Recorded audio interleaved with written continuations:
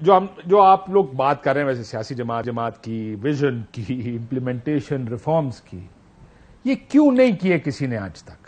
سوال یہ ہے کہ آج بھی سب جانتے ہیں بجلی کا مسئلے کیا کیا ہیں، کنڈے پڑتے ہیں، بجلی چوری ہوتی ہے. مرتا صاحب کا کل کا بیان میں پڑھ رہا تھا اخبار میں، انہوں نے کہا جی 10% صاحب تو بل دیتے ہی نہیں ہیں، لیکن کسی نے کچھ کیا نہیں.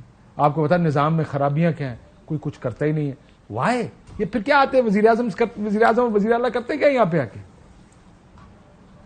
اچھا سب کی بات کر رہے ہیں یا نہیں نون کو چھوڑ کے ساتھ نہیں بات نون کی نہیں ہے. دیکھیں ہمارا ماضی میں ہمارا نعرہ یہی رہا کہ ہمیں اقتدار دے دو ہم ٹھیک کر دیں گے سب کا.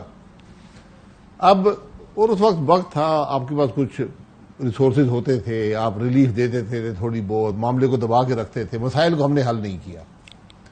اب جب آپ یہاں پہ پہنچے ہیں کہ آپ کے وسائل ہی نہیں رہے، اب حکومت آج جیسے حکومت ہے ریلیف دینا بھی چاہے اس کو 24% سود پہ قرضہ لے کر عوام کو ریلیف دینی پڑے گی، ایک پیسہ ان کے پاس نہیں ہے. تو یہ خرابیاں اکٹھی ہوتے ہوتے ایک دن تھا کہ وہ سب اب آپ کے پاس کوئی آپشنز نہیں رہے سوائے ان مشکلات کو عوام پر ڈالنے کے.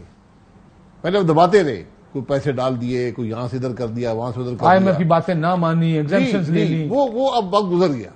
اب آپ کو چوائسز ہی نہیں اور یہ اگلا کافی عرصہ آپ کے پاس چوائسز نہیں ہوں گی جب تک آپ وسائل کو نہیں بڑھاتے، جب آپ ٹیکسیشن نظام درست نہیں کرتے، میسو ریفارمز نہیں کرتے، معاملہ درست نہیں ہوگا. آپ کو یاد ہے نا مفتاح بھائی وزیر خزانہ تھے، ٹویٹ آئی تھی مریم نواز شریف صاحبہ کی، مفتاح بھائی ان ٹریڈرز کے مسئلے حل کریں، اور مفتاح بھائی کو کرنے پڑے، مفتاح بھائی کو ٹیکس واپس لینے پڑے، مفتاح بھائی کو پھر کتے بلیوں کے کھانے بھی کھولنے پڑے کیونکہ ٹویٹ پہ آ جاتا تھا مفتاح بھائی کچھ کرے. یہ بتائیں اب میاں صاحب آئیں گے، وہ کہہ رہے ہیں، ہم بریک میں بھی بات کر رہے تھے یہ والی، کہ یہ میاں صاحب آپ حل کر دیں گے مسئلہ. وہ کیسے مسئلہ حل ہوگا؟ دیکھیں اگر تو انہوں نے مسئلے حل کرنے تھے تو انہوں نے ایک تو اپنے بھائی کو ان مسائل کا حل نہ بتا کے تو بڑی زیادتی کی ملک اور قوم کے ساتھ. 16 مہینے اور آج جس ہم نتیجے پہ پہنچے یہ ایک انہوں نے اپنے بھائی کے ساتھ بڑی زیادتی کی. بھائی ناکام ہو گئے. پہلا تو یہ جملہ یہ کہتا ہے کہ شہباز شریف صاحب ناکام ہو گئے، ان کے پاس نکالی نہیں سی، میاں صاحب بھی آ کے ٹھیک کر سکتے. کاشف بھائی اور دوسری بات یہ ہے کہ اگر ہم اس کا سیریس انالیسس کریں تو میاں صاحب کی ٹیم کیا ہے؟ میاں صاحب کی ٹیم خواجہ آصف صاحب ہیں، خواجہ سعد رفیق صاحب ہیں، اسحاق ڈار صاحب ہیں، احسن اقبال صاحب ہیں، اور وہ سارے لوگ جو تھے team captain for a but. نہیں یہ تو ابھی پورٹ فولیو تو نہیں تھا ان کے پاس. مفتاح بھائی کے پاس کچھ عرصے کے لیے تھا لیکن ان کو اسحاق ڈار کے ذریعے ریپلیس کیا گیا جو میاں صاحب کے ٹیم کا حصہ ہیں، ان کے نامنی تھے. تو ان کی ٹیم میں نیا آدمی کون سا ہے؟ یہ تو سارے لوگ حکومت میں رہے ہیں نا، یہ جو میں نے آپ کو نام گنوائے ان کے علاوہ اور بھی. آپ یہ کہہ رہے ہیں کہ اگر ان کا مسئلے کا حل ان کے پاس ہوتا تو پہلے کر لیتے. تو مسئلے کا حل، اور پھر اس میں بھی یہ مسئلے کا حل انہوں نے ضرور کیا کہ اپنے نیب کے کیسز ختم ہو گئے، اپنے جو اکاؤنٹ فریز تھے وہ ڈی فریز ہو گئے، اپنے مسائل تو ان کے سارے حل ہو گئے، لیکن عوام کا مسئلہ کون سا حل ہوا؟ اس کے اندر ان کی کیا سیریسنس تھی؟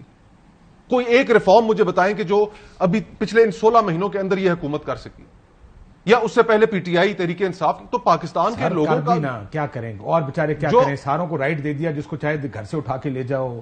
کاشف بھائی جو دل کرتا ہے ہم پا دیو، باہر کٹو گے اسی دوبارہ گرفتار کر لیں گے، اور اس سے بڑا کیا سولوشن دے گی؟ جو مفتاح بھائی نے بات کی نا نئے سوشل کانٹریکٹ کی، اور بریک پہ جانے سے پہلے ہم یہ بات کر رہے تھے کہ ہم فیلڈ سٹیٹ ہونے سے چند انچ دور رہ گئے.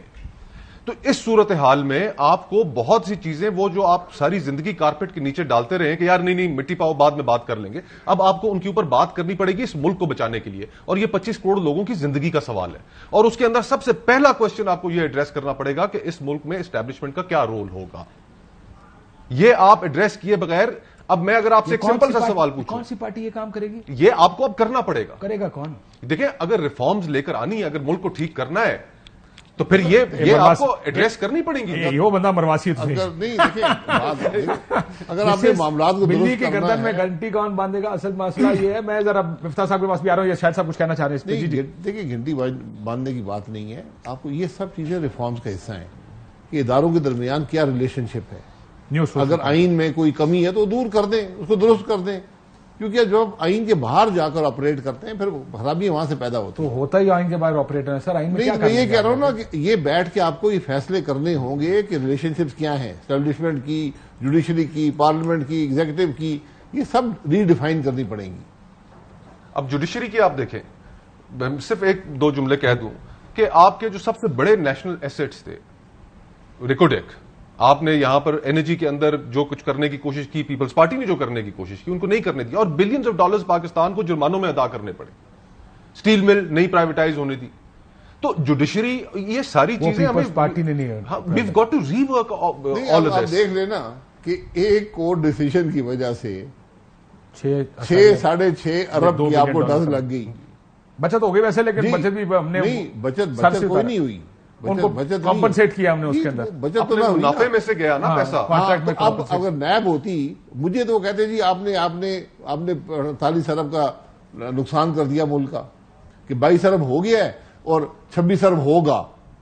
یہاں تو 6.5 ارب ڈالر کی بات آ گئی ہے. یہ ان سے کوئی پوچھ سکتا ہے کہ آپ کیا کر رہے تھے؟